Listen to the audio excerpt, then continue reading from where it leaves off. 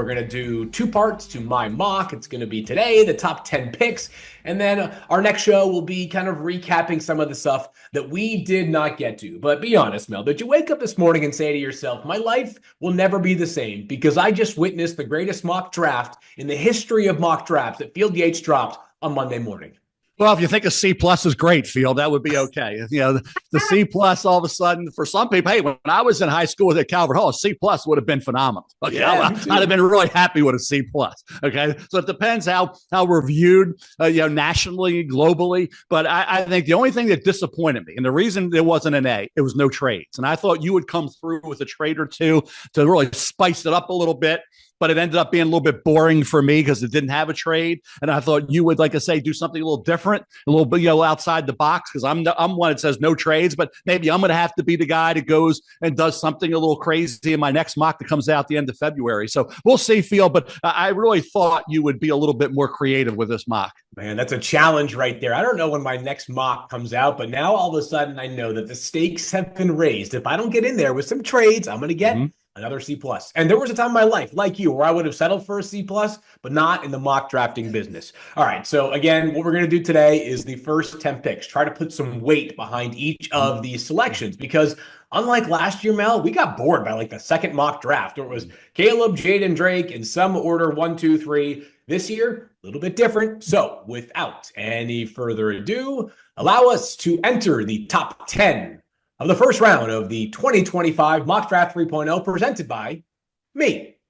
So it is my pleasure to declare the mock draft officially open.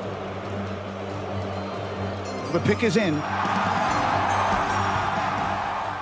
All right, Mel, the Tennessee Titans are officially on the clock. As we know, they secured that pick on the final Sunday of the NFL's regular season. And with the clock being here, it's time for everybody's favorite chime.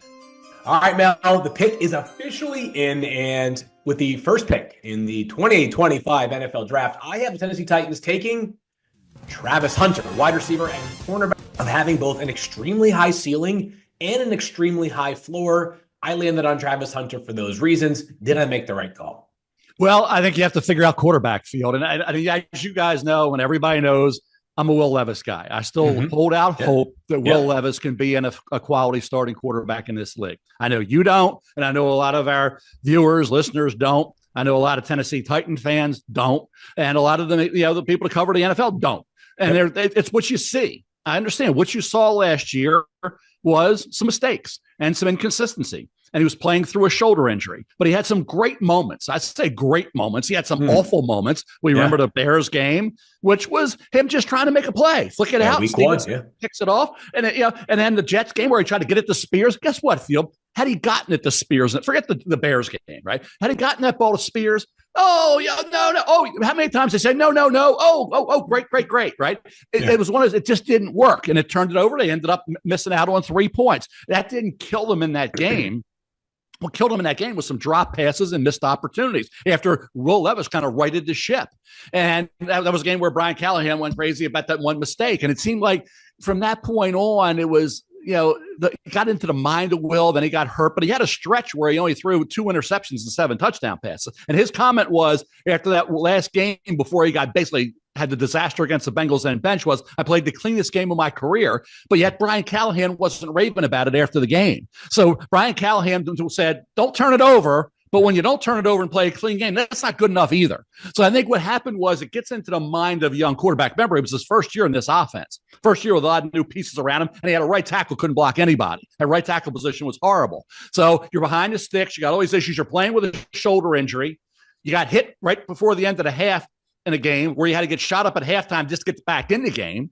Yet we're gonna treat this quarterback like he's a 6-year veteran who's been in the same offense for 5 or 6 years. So I think that's unfair. To the point about the quarterback, I agree that you can't put all your hope and faith in Will Levis. He has not shown enough yet to do that. I get it. Okay, I wouldn't do it either. Would I bring somebody else in, like maybe Sam Darnold, somebody like that, or Daniel Jones, whoever it may be, somebody that can compete? Like J.J. McCarthy was supposed to be the guy in Minnesota, not Sam Darnold. J.J. got hurt, and Sam became the guy. Let Will Levis see if he can upgrade. Is that with Carson Palmer in California, working on some things pocket-wise? He's got to be able to use his legs more. I think he knows that, right? as he said, recalibrate. You think you got a system, but you got to recalibrate your competitiveness and all that. Bottom line is bring somebody else in field or draft Cam Ward.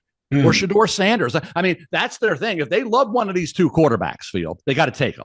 Okay, because even if Will develops into a heck of a quarterback, it's a win-win. You got Will developed and the other guy's there, and you can trade him. If Will doesn't, you got the other guy developing, right? Bottom line is they got to get another quarterback. Who that's going to be, I don't know, but there's going to be another quarterback in there with Will Levis. You know that. So if you don't take quarterback at one, take Travis Hunter or Abdul Carter. Then you got to go out and get one of those quarterbacks that's available. It's not drafting another quarterback. You're not going to do that. You're going to go get a quarterback via free agency or trade. Maybe Justin Fields. Maybe the Steelers don't. I like Justin Fields. I think the Steelers will ride forward with Justin Fields. We'll see. But some way, somehow, the Titans are going to get a quarterback in here to compete with Will Levis. And if they do take that generational talent, it's either going to be obviously Travis Hunter or Abdul Carter.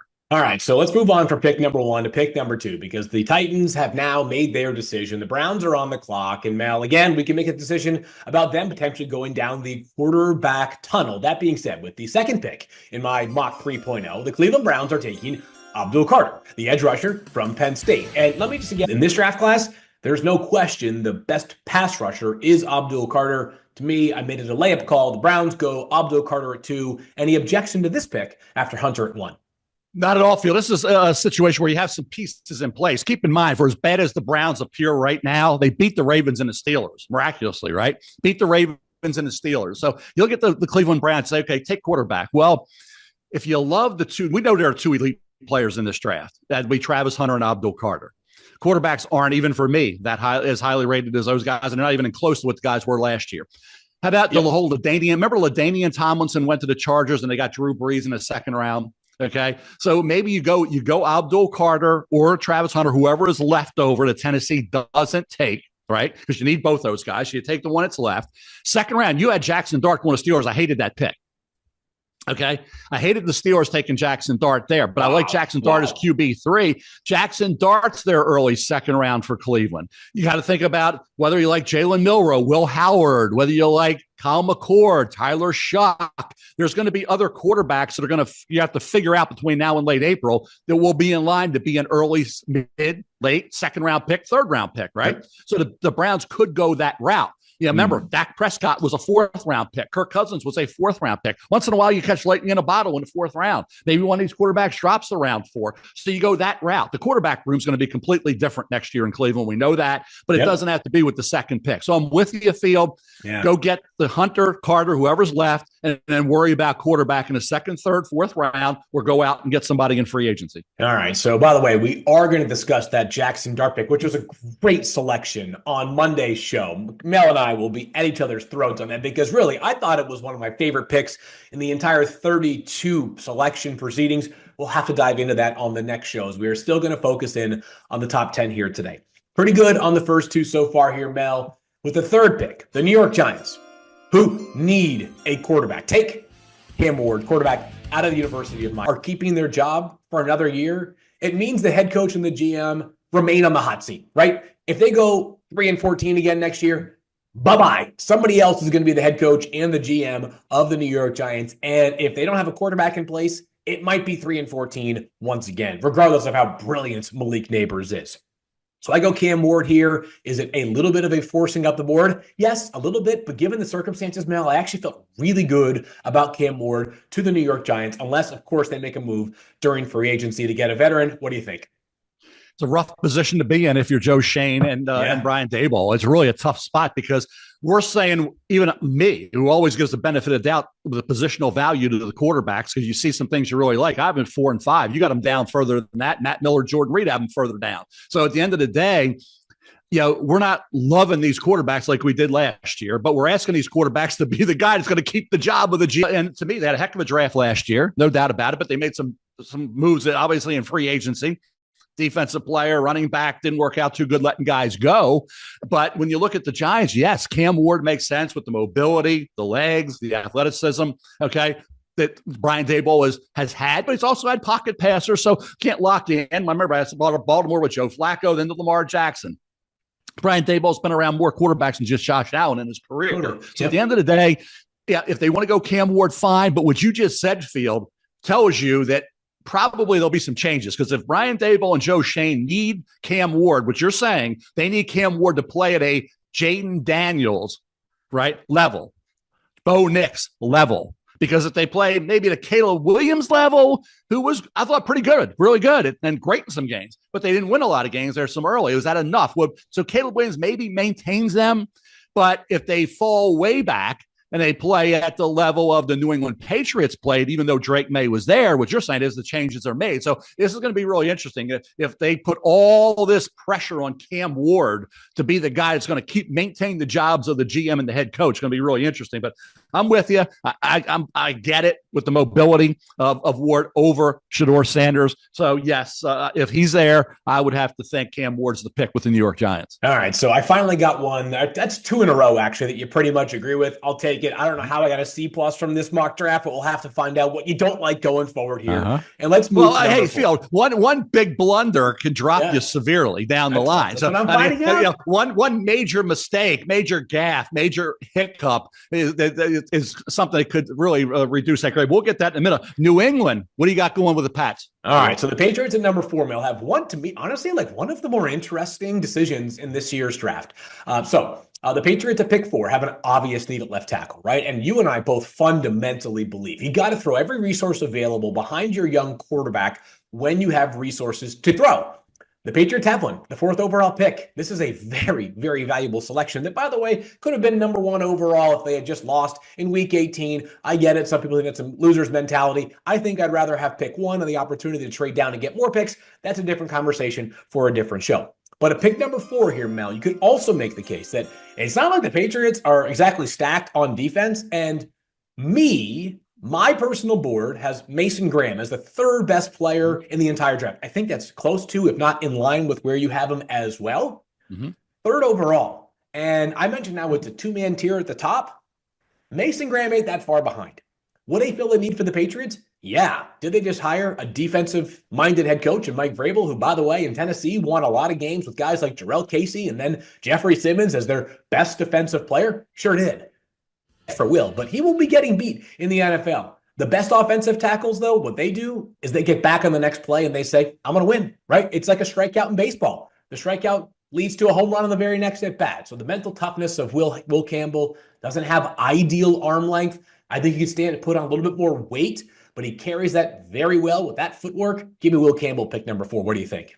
Yeah, when you have Drake May, you're right. You got to force, and there's not a lot of separation. And people say, well, you got him 11 on the board. How can you take him at 4? The grade between the 5th player and the 11th player, 12th players in this draft isn't much. It's right there. You're splitting hairs. So it's not like there's this big drop off between 5 and 11, 6 and 11. It's not. So to say Will Campbell could go at 4 is not a stretch at all. And especially with Kelvin Banks Jr. falling back just a bit, okay? Yeah. And Josh Simmons having the injury from Ohio State.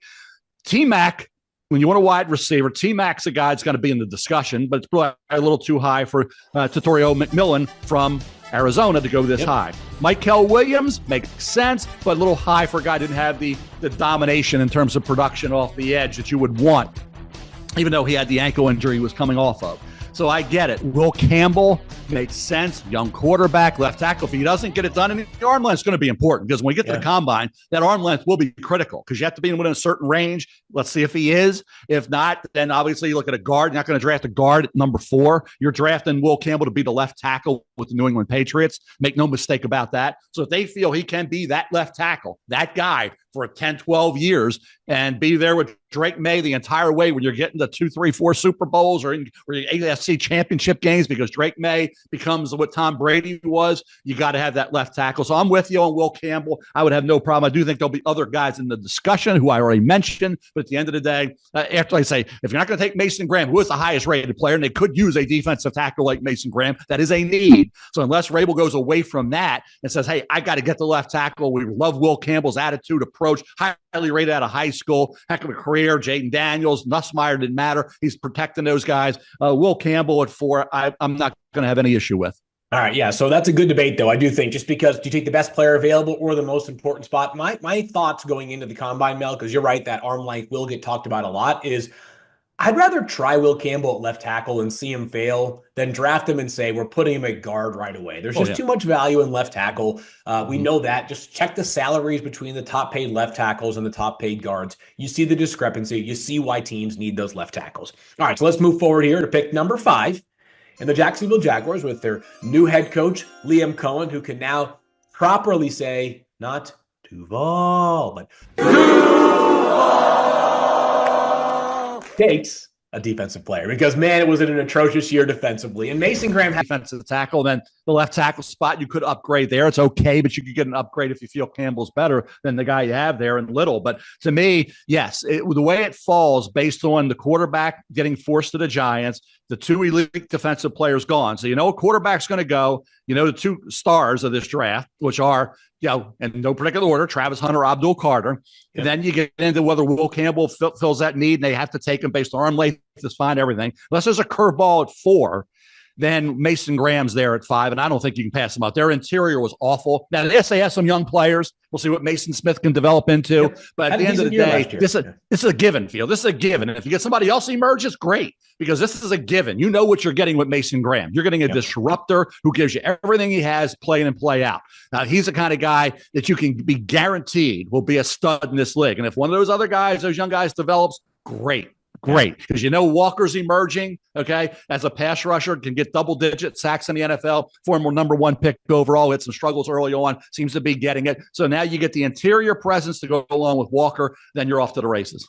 All right, so we've gotten through half of the top 10, having a fun time here. Again, Mason Graham, I almost feel bad making him last all the way to 5 here, Mel, because he is such a tremendous prospect. This guy is, I think, really a zero weakness player. Maybe he's just a touch below ideal length, but really a great, great force. All right, so we go to number 6 here, Mel, and things continue to be interesting, and we move from what I think is, I think I at least personally felt with number 5, like that was kind of an easy one. Things get, I guess, a little bit more complicated once we get past the 5th pick in the draft.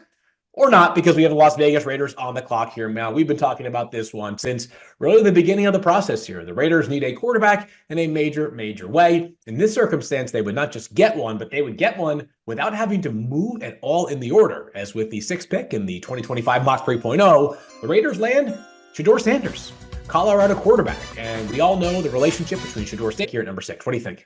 Yeah, it's going to be really interesting. I think this is the most interesting pick of the top 10 because of this. Last year, they wanted Michael Penix Jr. That seemed, although everybody thought Michael Penix Jr. was the guy they wanted. They stood pat.